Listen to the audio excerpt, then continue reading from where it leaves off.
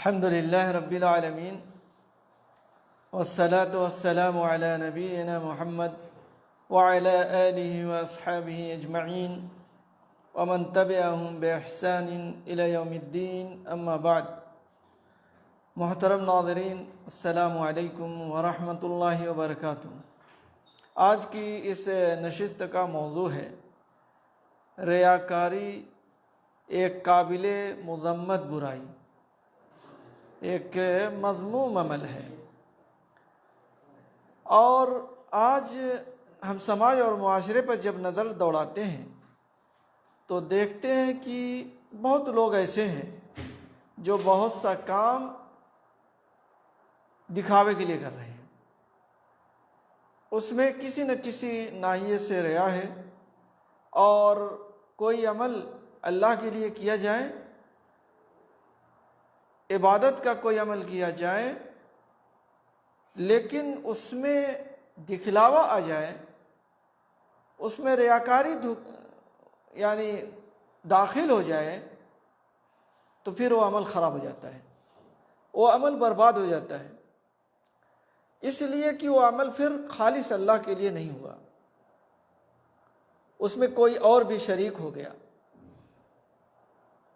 اور اس طرح کا عمل اللہ تبارک و تعالیٰ قبول نہیں کرتا ہے۔ اس لیے ہم جب کوئی کام کریں دکھلاوے کے لیے نہ کریں، ریاکاری کے لیے نہ کریں، للہیت ہو، اس کے اندر اخلاص ہو،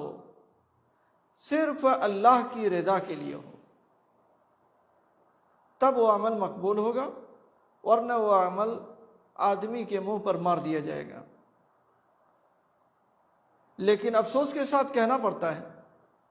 کہ بہت سے لوگ ایسے ہیں جو عمل دکھلاوے کے لیے کرتے ہیں، یا یہ کہ وہ سمجھ نہیں پاتے ہیں کہ ہمیں کس طریقے سے اس عمل کو کرنا چاہیے، اور لوگوں کی طرف نظریں اٹھائے رہتے ہیں کہ کون ہمیں ہمارے اس عمل پر اجر دے، بدلہ دے، اور ہمیں خوش آمدید کہے، ہمارا استقبال کرے، ہماری آؤ بھگت کرے، ہماری عزت کرے، ہماری توقیر کرے، یعنی اس طرح سے لوگوں سے اپنی امیدیں وابستہ رکھتے ہیں، اور پھر اپنے عمل کو ضائع کر دیتے ہیں۔ اللہ تبارک و تعالیٰ قرآن مجید کے اندر فرماتا ہے قل انما انا بشر مثلکم یوحی الی انما الہکم الہ واحد فمن کان یرجو لقاء ربہ فلیعمل عملا صالحا ولا یشرک بعبادت ربہ احدا۔ سورہ کہف کی آیت ہے، اے محمد صلی اللہ علیہ وسلم کہہ دیجئے کہ میں تو تم جیسا ایک انسان ہوں، البتہ میری طرف یہ وحی کی جاتی ہے کہ تمہارا معبود ایک ہی ہے، پس جو کوئی اپنے رب کی ملاقات کا امیدوار ہو، اسے چاہیے کہ وہ نیک اعمال کرے، اور اپنے رب کی بندگی میں کسی کو شریک نہ کرے، کسی بھی طرح سے کسی کو شریک نہ کیا جائے۔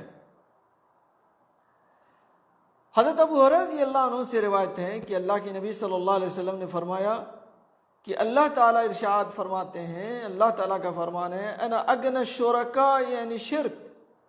من عمل عملا اشرک معی فیہ غیری ترکتہ وشرکہ۔ اس کو امام مسلم نے روایت کیا ہے کہ میں تمام شرکاء سے بڑھ کر شرک سے مستغنی ہوں۔ جو شخص کوئی ایسا عمل کرے جس میں وہ میرے ساتھ میرے غیر کو بھی شریک کرے تو میں اسے اور اس کے شرک کو چھوڑ دیتا ہوں۔ یعنی اللہ تعالیٰ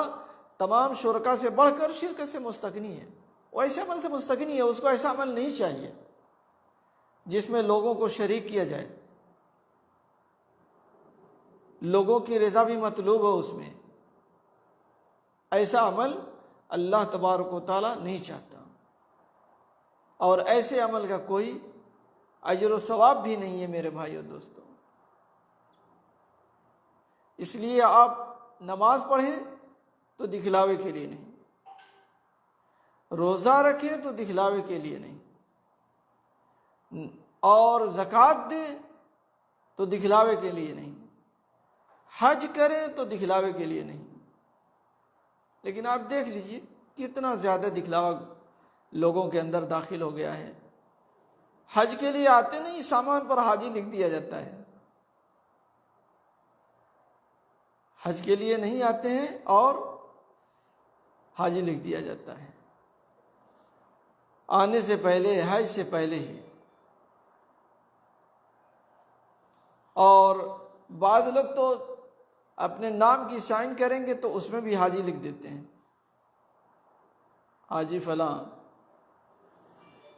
اتنا زیادہ لوگوں کے اندر دکھلاوا داخل ہو گیا ہے۔ ابن ماجہ کی یہ روایت ہے حسن درجے کی، حضرت ابو سعید خدری رضی اللہ عنہ سے مروی ہے کہ اللہ کے نبی صلی اللہ علیہ وسلم نے فرمایا، الا اخبرکم بما هو اخوف علیکم عندی من المسیح الدجال، قالوا بلی یا رسول اللہ، قال الشرک الخفی، یقوم الرجل فیصلی فیزین صلاتہ لما یرى من نظر رجل، کیا میں تمہیں وہ چیز نہ بتاؤں جس کا خوف مجھے تم پر مسیح الدجال سے بھی زیادہ ہے، دجال سے بھی زیادہ ہے۔ صحابہ اکرام رضی اللہ عنہم نے عرض کیا، کیوں نہیں ہے اللہ کے رسول، آپ ضرور بتلائیں تاکہ ہم اس سے بچیں۔ تو آپ صلی اللہ علیہ وسلم نے فرمایا، شرک خفی، وہ اس طرح کی کوئی شخص نماز کے لیے کھڑا ہو اور اپنی نماز کو محض اس لیے اچھی پڑھے کہ فلاں شخص اسے دیکھ رہا ہے، تو یہ شرک خفی ہے۔ اور ہوتا ہے ایسا، بعض دفعہ دیکھا جائے تو بعض لوگ اس وقت نماز لمبی پڑھنے لگتے ہیں، بڑا لمبا سجدہ، بڑا لمبا رکوع کرنے لگتے ہیں، جب ان کو انداز ہوتا ہے کہ پیچھے کوئی اہم شخصیت ہے جو میری طرف دیکھ رہی ہے۔ تو میرے بھائیو دوستو، کسی کو دیکھ کر کے لمبا رکوع، لمبا قیام، لمبا سجدہ نہیں کرنا چاہیے، بلکہ اللہ کے لیے کرنا چاہیے، ہمیشہ کرنا چاہیے، چاہے کوئی آئے مسجد میں ہمارے ساتھ ہو، کوئی نہ ہو، ہم اکیلے پڑھ رہے ہوں، کوئی دیکھ رہا ہے نہیں دیکھ رہا ہے، یہ مسئلہ نہیں ہونا چاہیے، بلکہ ہمیں صرف اللہ کی رضا کے لیے کرنا چاہیے، اور کوئی بھی عمل دکھلاوے کے لیے نہیں ہونا چاہیے۔ دکھلاوے سے عمل برباد ہو جاتا ہے۔ بعض صورتیں ہو سکتی ہیں جہاں کسی کو ابھارنا ہو کہ آدمی لوگوں کو متوجہ کرنے کے لیے، ابھارنے کے لیے کچھ ایسا کام کرے جس کو لوگ خود اپنے لیے بھی اپنا لیں۔ جیسے مثال کے طور پر کہیں کسی کے مساعدے کے لیے چندہ ہو رہا ہے، مسجد کے لیے چندہ ہو رہا ہے، مدرسے کے لیے چندہ ہو رہا ہے، لوگ تھوڑا تھوڑا پیسہ دے رہے ہیں مدد کے لیے، ایک آدمی سمجھ رہا ہے کہ یار اتنے پیسے سے تو کام نہیں چل پائے گا، تھوڑا لوگوں کو بڑھانا چاہیے، تو اس نے تھوڑا بڑھا کر کے دیا، تو لوگوں کو بھی احساس ہوا کہ جب یہ ایک کمزور انسان، ضرورت مند انسان اتنا بڑھا کر کے دیتا ہے، اور پھر مسجد کے لیے، اور ہم لوگ پیسے والے ہیں تو ہم لوگوں کو ضرور بڑھانا چاہیے، یا ابھارے لوگوں کو۔ تو نیتوں پر دار و مدار ہے، اعمال کا دار و مدار تو نیتوں پر ہے۔ اگر نیت میں کھوٹ ہے، دکھلاوا ہے، ریا ہے، تو عمل برباد ہے۔ اگر مقصد اس کا بھلائی کو پھیلانا ہے، لوگوں کو ابھارنا ہے، لوگوں کو اچھے کام کی طرف متوجہ دلانا ہے، اپنی شاباشی اور واہواہی نہیں مطلب ہے، بلکہ لوگوں کو اس بھلائی کی طرف ابھارنا ہے، تو انشاءاللہ وہ عمل بہتر ہوگا اور وہ عمل ضائع و برباد نہیں ہوگا، اس لیے کہ انما الاعمال بالنیات، عملوں کا دار و مدار نیتوں پر ہے، نیت صحیح ہونی چاہیے۔ نیت میں اگر کھوٹ ہے تو پھر ہمارا وہ عمل برباد ہو جائے گا، خراب ہو جائے گا، رد کر دیا جائے گا۔ اسی طرح سے ایک روایت اور بھی ہے جس کو امام احمد اور طبرانی وغیرہ نے اس کو روایت کیا ہے اور شیخ البانی نے حسن کہا ہے۔ محمود بن لبید سے روایت ہے کہ رسول اللہ صلی اللہ علیہ وسلم نے فرمایا ان اخوف ما اخاف علیکم الشرک الاصغر، سب سے زیادہ جس چیز سے تم لوگوں سے میں ڈر رہا ہوں وہ شرک اصغر ہے۔ لوگوں نے سوال کیا وما الشرک الاصغر یا رسول اللہ، شرک اصغر کیا ہے اللہ کے رسول؟ قال الریا، تو آپ نے فرمایا ریا، دکھلاوا ہے۔ یقول اللہ عز وجل لہم یوم القیامہ، اللہ تبارک و تعالیٰ قیامت کے دن ایسے لوگوں سے کہے گا جو دکھلاوے کے لیے کام کرتے ہیں، اذا جزی الناس باعمالہم، جب لوگوں کو ان کے اعمال کا بدلہ دے دیا جائے گا، اذهبوا الى الذین کنتم تراؤون فی الدنیا فانظروا هل تجدون عندهم جزاء، تو تم لوگ جاؤ ان کے پاس جن کے دکھلاوے کے لیے کام کرتے تھے، جن کے دکھلاوے کے لیے کام کرتے تھے،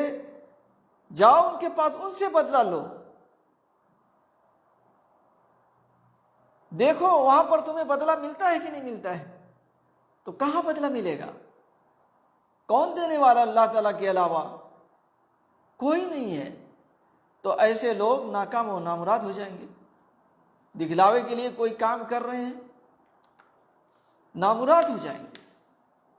ناکام ہو جائیں گے، اس لیے کہ کوئی